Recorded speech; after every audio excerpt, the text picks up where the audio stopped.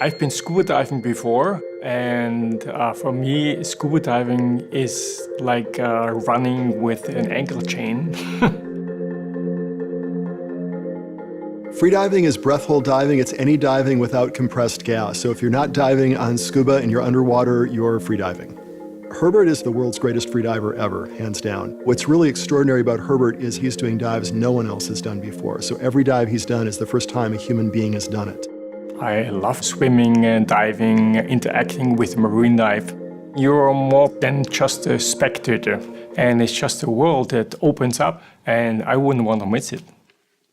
I think as a good freediver, you have to be in tune with the body. Not many people comprehend what means really listening to the body. Training is critical in freediving for the same reason it's critical for climbing to the top of Mount Everest. I've heard that an unacclimated person taken to the top of Mount Everest would die within minutes. The same is true for a person taken off the street down to 200 feet or 400 feet or 800 feet like Herbert dives to.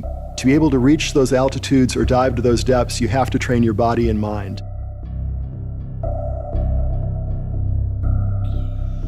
Packing is a technique where I go sip by sip. I compress extra air in my lungs, probably twice as much as normal. But this is not something that happens overnight. It's something I practice. Most freedivers are a bit older because then you're mentally stronger, and this is the key factor of freediving, that you stay very calm. Imagine the situation that you are there on the dive rope setting a record, and you have all the eyes on you, the media, the judges, the safety divers, and you have to be in a mode like waking up on a lazy Sunday and turning back around in bed.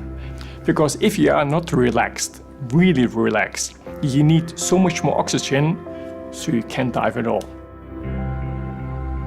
When I dive longer and deeper, the body takes more and more nitrogen in the blood system, and when you go back up, there's too much. Therefore, you have to off-gas. It's exchanging the excessive nitrogen with oxygen again.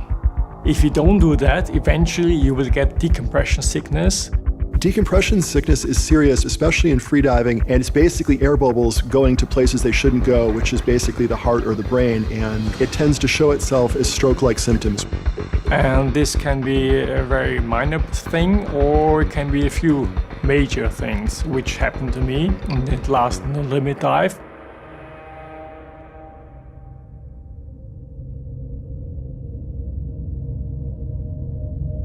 In the beginning, everything went as planned. The problem was, upon going up again, I fell asleep, and the safety divers found me there without any motion at 26 meters below the surface, and they thought I had blacked out because of lack of oxygen. Their initial thing was to unstrap me and bring me back up. Even though I was trying to stop them, they brought me to the surface. And like 15 minutes after the dive, I felt the onset of decompression sickness, getting limp in my right body half, the leg, the arm, getting a bit numb to no movement, and then, yeah. I was wheelchair bound, and my brain was gone. I could hardly speak, and I didn't know my best friends' names and so on. The doctors, they tried to tell me, learn to cope with it. In the beginning, I didn't think so much about diving, even though I thought it will always be part of me, even though they said, well, you should never ever dive again. Then I said, okay, see ya. And I did some diving again, and it was splendid, fantastic. Just to be in the element again. Seeing him in the water again, in a couple of days, he was back at depths that most people couldn't reach in a lifetime. So he's obviously still got his A game. It's just outside the water. I still have some issues with balance, coordination, with articulation. But in the water is maybe a bit more my element than being on land. Being in the water, I felt like a kid again.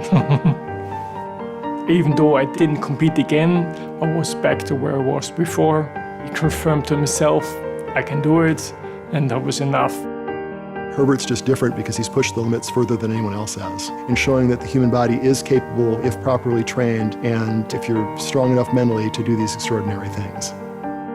Deep diving for me is just a mystical part of it, just exploring the underwater world to see what's down there, what's under the surface.